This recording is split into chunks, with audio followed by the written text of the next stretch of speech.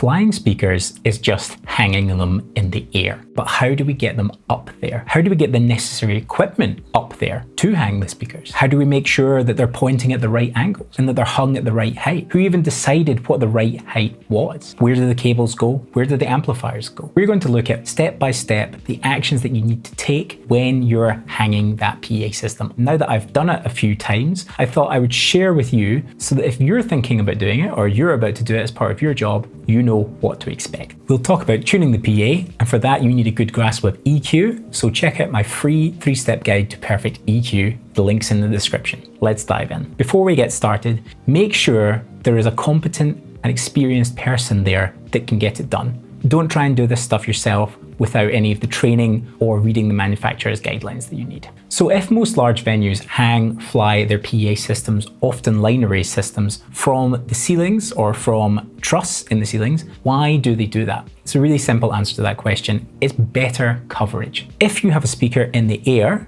or multiple speakers in the air, you can get them to play down at the audience in the area that you want. If you put the speaker in front of the audience, right, and it just plays at them, or even just not very high up down into them, then the people further back get all the sound absorbed by the people in the front rows, and they get a completely different experience. So we get a more even coverage by hanging the PA systems, especially by using line array systems that have different boxes aimed at different areas of the room. A second reason is that it saves ground space and it keeps the stage cleaner. Space might be at a premium. You need to set up monitor world, you need wireless equipment, you need all sorts of other infrastructure around large stages. You need spaces for security to stand, make sure everything goes well. And if you've got a big speaker system stacked on the ground next to the stage, you can't use that space for these things. By hanging it in the air, it looks nicer, it's not taking up any of the visual, which is really important at bigger conferences, and you can use that space for whatever you want now. So before the speaker system is hung in the air, there is some sort of pre-planning undertaken by a rigger and a sound designer, where they will decide where the speakers need to go, and they will assess the venue and determine if it is possible to get the speakers where they need to be. Early in the day, the riggers will get in to prepare the hanging points for the PA. They will use some sort of lift system or go up on a gangway or a walkway if there is one available, and they will attach these motorized winch systems to a secure point where you can hang something that weighs multiple tons. The weight that they can hang will have been calculated beforehand between them and someone at the venue who has the appropriate data. Once these winches, these chains have been attached to the venue, they will be attached to a power supply on the ground with a little remote control that allows you to steer each individual chain. That way you can choose to raise one side of the PA, the other side of the PA. There are also manual chain winches that you need to pull on a chain to hoist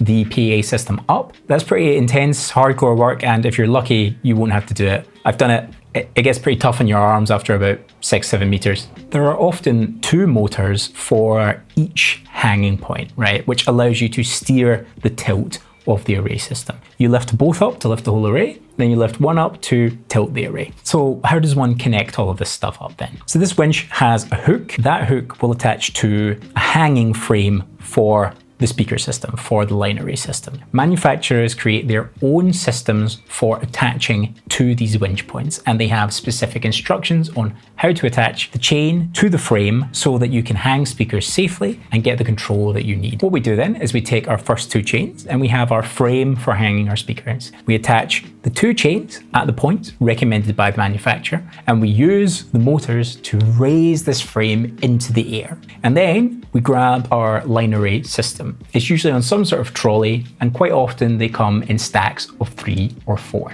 So we take off the covers and we'll roll the line array system into place underneath the frame. We'll lower the frame then onto the top of the speaker system, and using the manufacturer's instructions, pins, shackles, whatever that is, we will attach the top speaker to the hanging frame. So now we have the top speaker attached to a hanging frame with a chain to hoist it into the air.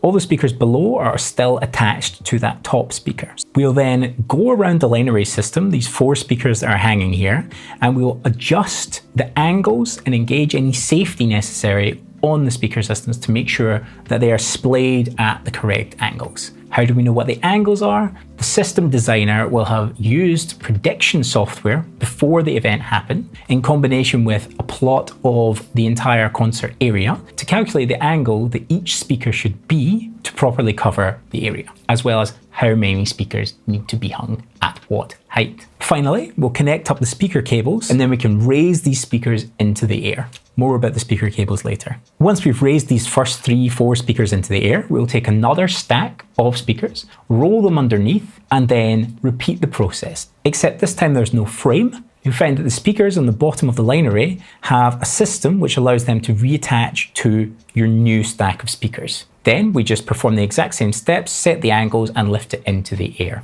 Now, once we get our main speakers in the air, it's quite normal to hang speakers called downfills. These are smaller parts of the line array system which are designed to play towards the audience in the front rows. Because they're closer to the system, you don't need as big a speaker, it's not as heavy, they're cheaper. The manufacturer will provide another specialized frame which attaches to the bottom of your main line array system and allows you to attach these smaller downfill speakers to the bottom of that frame. The last thing you've got to think about is subs then. And in my experience, it's quite normal to see subs hung either beside or right behind the main line array system. It's a decision that's made by the system designer in the planning phase. In some cases, companies sell hardware to hang first the subs on the top and then attach your main line array to the underside of the subs, much like we would attach the downfill speakers to the underside of the main line array. There are considerations around this, such as the actual length of the array system and the total weight.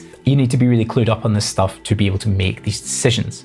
So the line array is in the air. How is it connected to the amplifiers? Where are the amplifiers? Depending on space, time available, and power available, the amplifiers might be on the ground next to the stage or hidden underneath the stage with cables going up into the air and then fed back down to the line array system. Or they might be on a walkway above the line array system with the cables hanging down and connected. The power needs of each speaker vary from manufacturer to manufacturer, but it's safe to say with a line array system that you're likely to have quite a few amplifiers to power all of the speakers. It's normal to come out of each amplifier in a large multi-core speaker cable, connect to the first speaker, and then daisy chain down into the next 2 or 3 speakers. When we're hanging these speakers, usually we get all the cables in place beforehand and then tie some sort of slack to support the weight of the cable so that when you raise the speakers, the slack in the cables is attached to another point and not just dragging below the system. And so how does the sound get from the mixer to all these speakers then? Well, it actually goes from the mixer into a system processor usually. Some sort of matrix system which allows you to send your main left-right mix in and then that distributes it to all the amplifiers that you need for left, right, subs, front fills, etc. There will be a cat cable most likely run over the roof through any walkways to the same location where all the amplifiers are, where the system processor will be. The system processor usually deals out sections to the amps as well. So you will have one amplifier for the speakers pointed at the front, the downfills. You'll have another amplifier for the speakers pointed at the middle, and another amplifier for the speakers pointed at the back of the venue. This allows you to alter the EQ cards and the delays to make sure that all of these speakers play seamlessly together and that everything sounds the same across the whole venue. So speaking of that, when we hoist these line arrays into the air, before we get them right up to the height they need to go to, the sound engineer, the system tech, will play pink noise or something through all of the speakers to make sure that everything is connected properly and that all the speakers work, because you don't want to find that out when it's 20 meters in the air. It's then raised up to what they call trim height, which is just the height that it was agreed on at the design stage to get the proper coverage of the venue. How do you know when it's high enough? Well, 2 ways. You get a laser distance measure, you put it on the ground and you measure the distance to the bottom speaker and you know what height the bottom speaker should be. Or you get a really long tape measure and you attach it to the speakers when they're still on the ground. When you raise them up, you see the tape measure going higher and higher, and eventually you'll see the number come up on your tape measure where it's just touching the ground at 20 meters, and you'll know that the speaker stack is now 20 meters above you. Once it's up there, it's time for system tuning. The systems engineer will get a bunch of measurement microphones and use software like Smart to measure the frequency response and the level coverage over the whole area. They'll set microphones in each coverage zone that I mentioned earlier and then play pink noise and look at the graph that tells them how the balance is between the highs and the lows, subs, and the mids, and then make adjustments on that system processor. They'll also apply delay to certain parts of the PA system to make sure that the sound transitions perfectly between the zones. After that, it's just to hand it over to the front of house mixer. You can connect a PA, connect an iPod if it's 2005, play some music, enjoy the system. If you're interested in learning how to tune a system, you can watch this video here. If this is a bit advanced and you want to know about basic PA systems, this video here.